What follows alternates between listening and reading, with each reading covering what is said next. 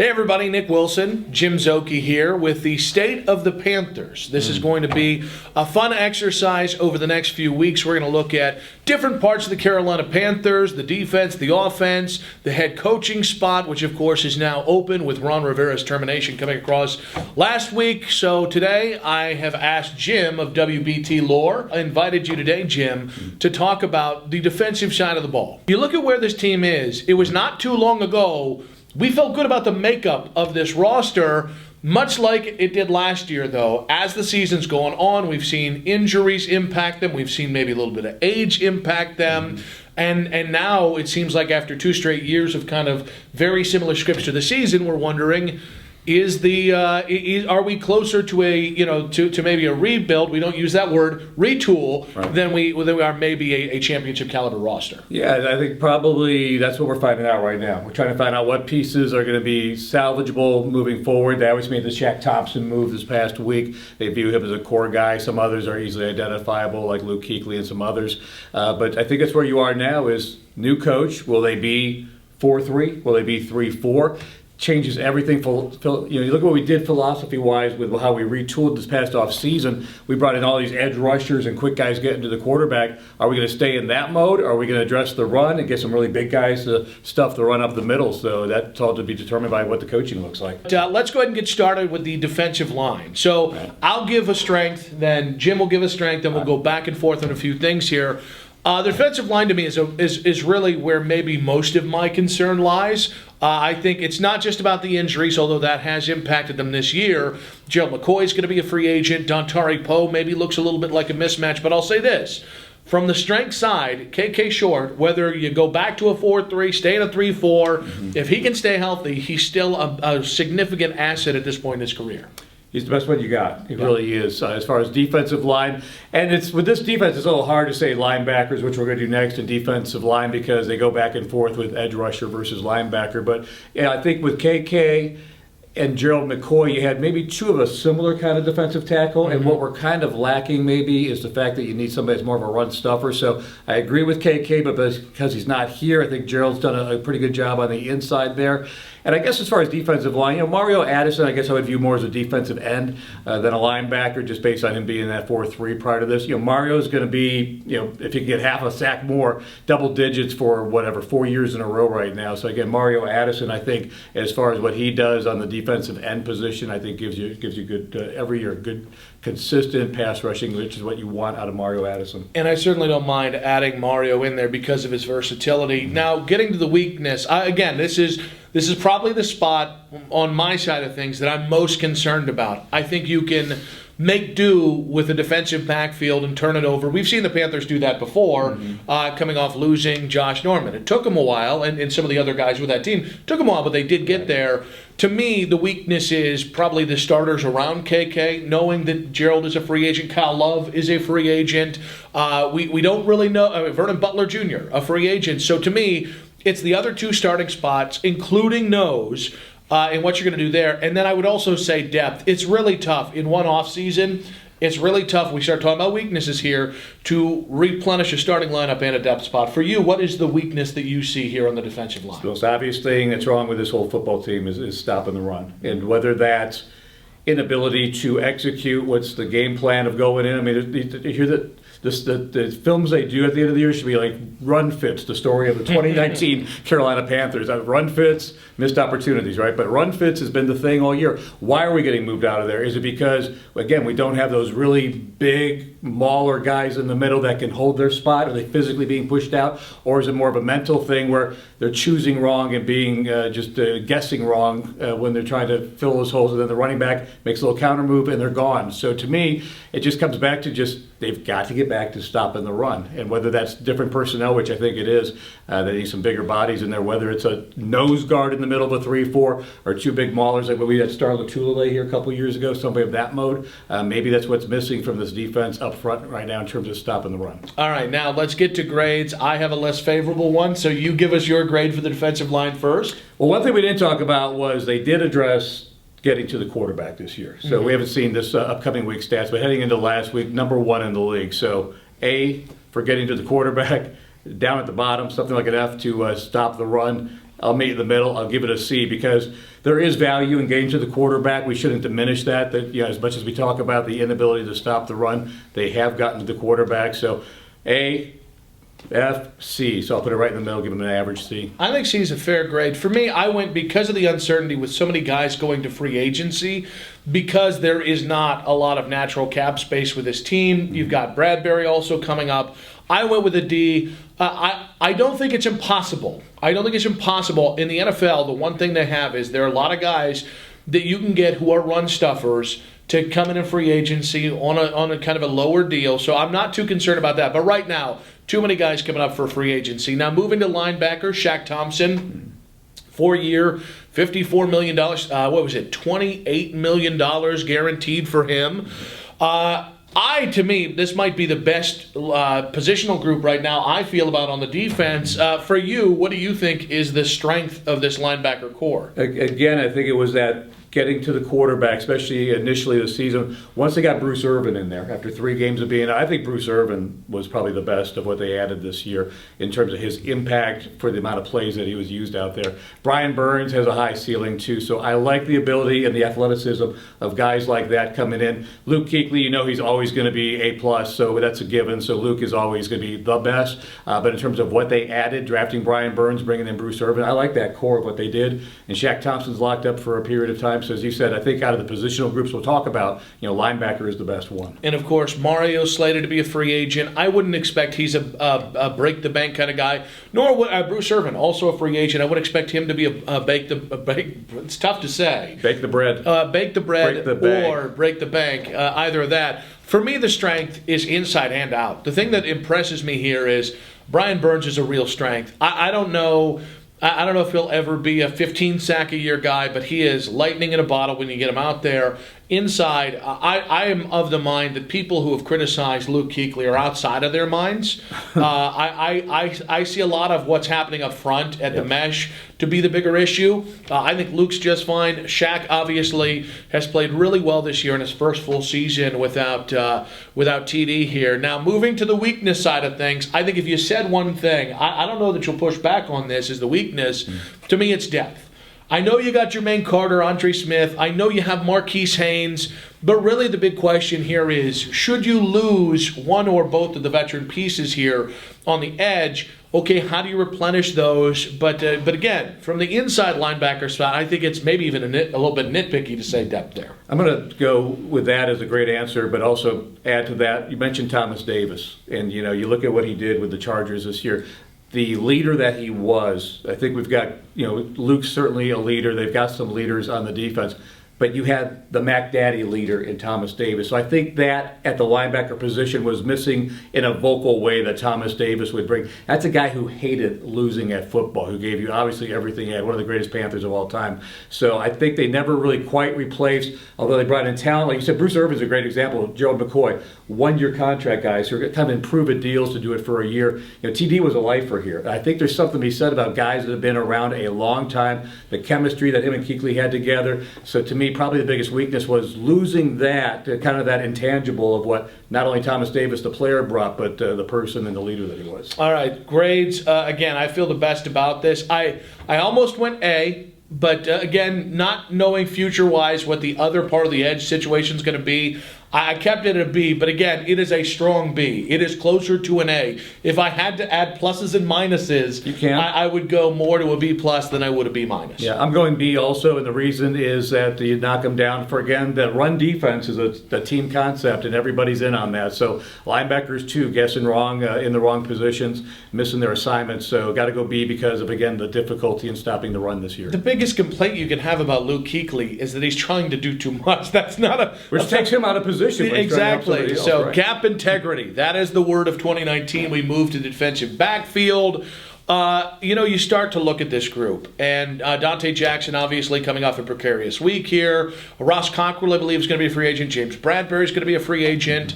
But if you look at just the bare bones, there's some good here. Now, you also have Trey Boston, who's going to be a free agent again. Mm-hmm. Eric Reed, who's on a longer-term deal, but he struggled in coverage this year.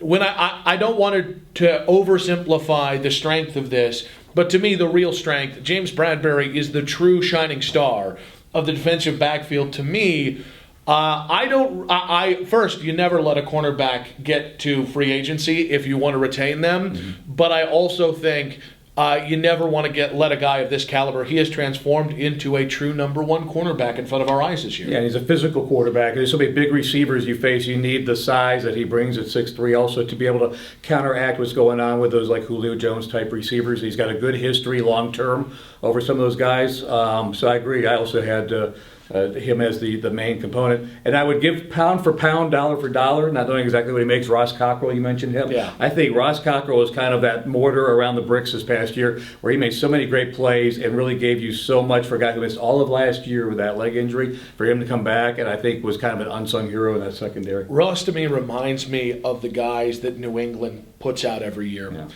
Just solid, just really great form, physical guys. You wonder how the heck they keep doing it. I would not have said this a year ago or even 3 months ago. I think Ross is one of those guys, as you're trying to guess what the rest of the secondary is, I think Ross is a guy you're not going to have to pay a lot of money to, but you want to make sure you get him back, especially if a New England guy ends up being your new head coach. Now, from a weakness standpoint, where do you see that on this defensive backfield? I just think that too many big plays given up, and it's obvious. When you've got a pass rush that good, that was supposed to counteract not giving up the big plays. So there's breakdowns, and it's not an individual. It's not one player, but just as a collection back there. Thieves Avenue has not been very thievery the last 4 games or so. I mean, they started out gangbusters. They got a lot of takeaways early on. That's diminished during this 5-game losing streak. So they're not getting the takeaways like they were early on, but also they're just giving up the big explosive play. 93-yarder against Atlanta is an obvious one there, and we don't have to rehash why that looked the way it did. But never happened. You can't have it. I mean, you can't give up 93-yard touchdowns in this league and expect to win games. Yeah, I think it was 1 INT in the last 5 games. They had been averaging something about 2 turnovers per game, a little bit actually, almost 2.5 turnovers per game, including forced fumbles. Now they've had just 2 forced fumbles, no recovered, by the way, and 1 INT in the last 5 games. So you're going from 2 and 3/4, 2 and a third to 0.6 turnovers per game. That draws a pretty definitive line here. I would say safety. I think both Trey and Eric are good. I don't know that they fit together. I also think they're just a little bit older and there's not a lot of depth behind there. I also think, I don't know if it's a weakness or not, the question on Dante Jackson. Is he an outside corner? Is he an inside corner? How can you maximize Dante Jackson? I know a lot of Carolina fans are frustrated. At this moment, when we're talking about rebuilding the front 4 or front 3, we're talking about maybe adding or subtracting another edge rusher, talking about reworking the safety position. I know we all want to throw guys out when they frustrate us. I don't know you can take that risk on Dante Jackson, especially not knowing what the future of James Bradberry is. This one for me, Jim, was the toughest to grade. Because I think James Bradberry is incendiary. I think the talent of Dante Jackson is phenomenal, even though the performance isn't always there. And I honestly do think Trey and Eric are fine safeties. I just don't know that they fit what they're being asked to do. Trey being left on an island playing single high safety, so Eric can play in the box, which is where he's more comfortable. Right. And hopefully can assess the run, but then you got guys getting up to the second level and taking away linebackers and safety. So I think the grade I went with was C, which is kind of, I think it's also a C for uncertainty, if anything. Yeah, again, C's are average kids. C plus is what I was thinking. That's how we got here. Yeah, hey, again, it's journalism. It's not like we're doing brain surgery here. C plus, again, it's been the inconsistency of the takeaways, the big plays that have been a big part of the problem. It's some of these blowout games, and even in some of these close games, you fight so hard and you give up that 1 or 2 really big plays. And to your point about Dante Jackson, it took Josh Norman about like the third year before that flip finally the switch got flipped, I should say.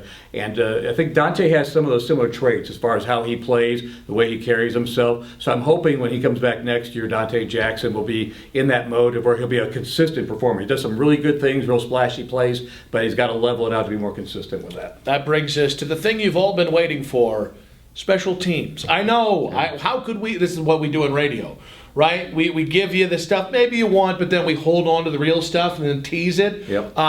Here we are teasing you again. Special teams, let's go to the strength. I'm going to say punting and snapping. J.J. Jansen, he's a good snapper. Michael Pilardi and the Pilardi people, they're good at the punting. Yep. It's really tough to say anything bad about this the punter and the snapper and whatnot. No, JJ's been in this league for a long time. He's the longest tenured Carolina Panther, first of all, so that's for a reason. He's been here for 12 The franchise. years. He is the franchise. Been saying it. They're building around JJ Jansen, as it turns out. And yeah, Pilardi's been solid, I think, all year, no doubt about it. He had that great onside kick 2 weeks ago that Jermaine Carter recovered. You barely, almost never see an onside kick recovery anymore, but he nailed that one there too. But in terms of positives, that, I know we're going to get to the negatives here, so I don't want to counterbalance it by that, other more than to say that those, I think, were two areas that continue to be strong this year. I think if we look forward, it's tough to say there's a negative. Joey Sly will have a full season, presumably under his leg, if you will, going into next season. Graham Gano hopefully getting healthy. I think if there was a weakness, I would more frame it as the uncertainty of kicking, not necessarily kicking as a weakness. I think it's just that. You don't know with Joey Sly at this early stage of his career that you can depend on him to make a big kick in a pressure situation. And he missed, I want to say, 4 extra points this year. And I know the 33-yard field goal is not the old-fashioned extra points, but I think you've got to be a little bit concerned that you felt more secure when Graham Gano, of a veteran guy that's been around for a long time, you felt like your odds of making those kicks were a lot higher. Again, not that he made every one of them, but I think people came down immediately when Graham would miss a kick.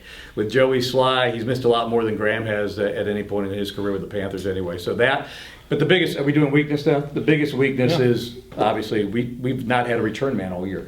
All season long. Greg Dortch this past week coughed it up twice, once that counted, but the other one was borderline, could have been. Not the first time he did that. Ray McLeod was a disaster in his time here. So they've really struggled at the kick and punt return this year. All right, I'm going to give this grade. I thought about weighing it down due to the kick return woes.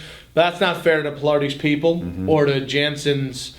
There's no Jansen's buddies. I don't know. We'll work on the branding. I would actually still give it a B. I think all things considered, Joey Sly has been more than acceptable. And Pilardi and Jansen, again, they're rock stars, I would say, of the special team units side of things. Yeah, it's a balancing out of the whole thing. As I said, the return game brings it down, but again, Sly was not awful, but he just had a stretch where he kind of lost his confidence or whatever. He seems to be getting that back now the past couple of games. So I go B- on that because of what's okay and good about the kicking and punting is detracted by what happened with the return game. We essentially haven't had one, and they gave up the return to Kenyon Barner a couple of weeks ago, first Atlanta game for a score. So again, just can't give it anything higher than that. They could use a guy like Kenyon Barner, that's all I'm saying. Had him twice. Okay, but they can use him a third time. Let's get to biggest reason for concern. Jim, what do you have?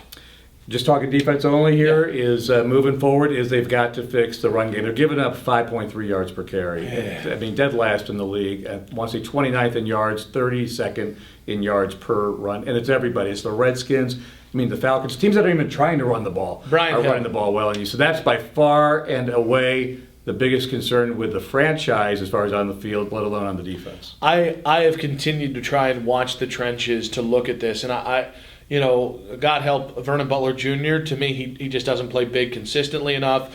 I don't think Dontari is a 3-4 nose tackle either. I think he's more of a 4-3 guy. Ironic because he's about 340 pounds. I would say the trenches for me, and this has been a frustrating point for me. I know you can't do anything about it. You really have to focus on the trenches. I think they'd gotten by with the veteran mix for a while, and I think on both sides of the ball this year, the trenches just kind of fell apart. And that's, you know, it is when you have a quarterback on a big contract, which you signed Cam Newton to that some time ago.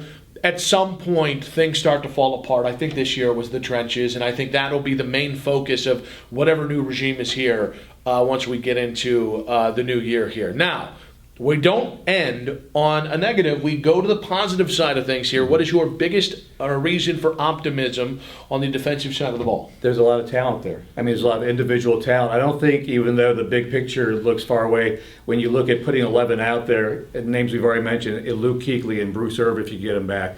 KK Short coming back next year from injury. Mario Addison, if you can keep him. Shaq's locked up for 4 years.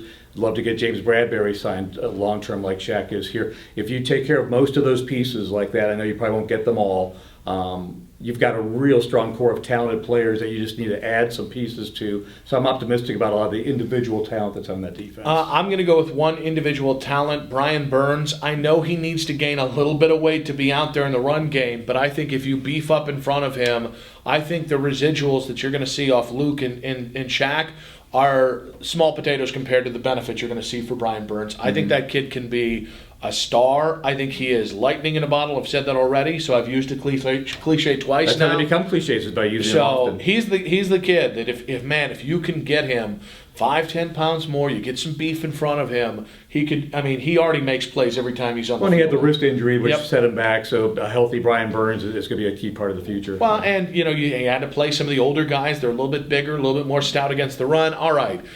So now's the time where we make our checks. In that nobody's paying us for this, don't worry about it. However, getting to an overall grade for the defensive side of the ball Yep. going into 2020, what is the grade that you would give it? I mean, just because if you look at the stats, you look at where the problems were this year.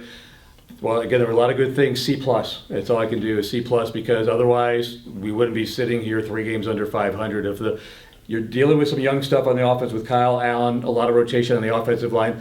Where you were supposed to make it back was on the defensive side, and takeaways and stopping the run. That to me is the biggest letdown. So I've got to put that on the defense overall. I think I was going to go C+. I'm going to knock the plus off of it. To me, I'm okay with rebuilding a secondary in real time. I understand that takes years to do.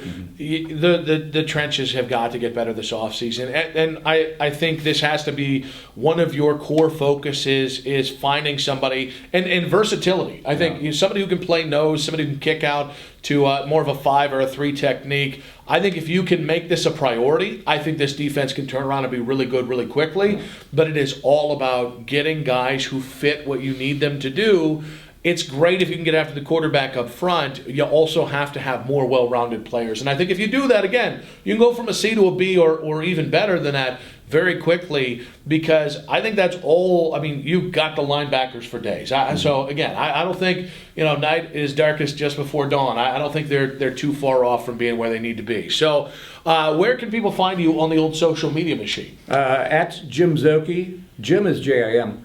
The Zoke's harder, Szoke. So at Jim Szoke on Twitter. How often do people ask you to spell your first name? Not often. I mean, if you go to the Y or stuff, they think it's like GYM, gymnasium, but not a lot. No, I'm glad. Most people get that one down. The Szoke is the one that even throws me That's out hard, a little bit. yeah. At Nick Wilson, WFNZ. Again, I'll be back next week focusing on the offensive side of the ball. Sorry, Jim. I'll have another partner then as well. But no, thank you very much for joining us here. And again, there's some good stuff to work with here. Yeah. No reason to give Cupboard's up. not there yet. All right, guys.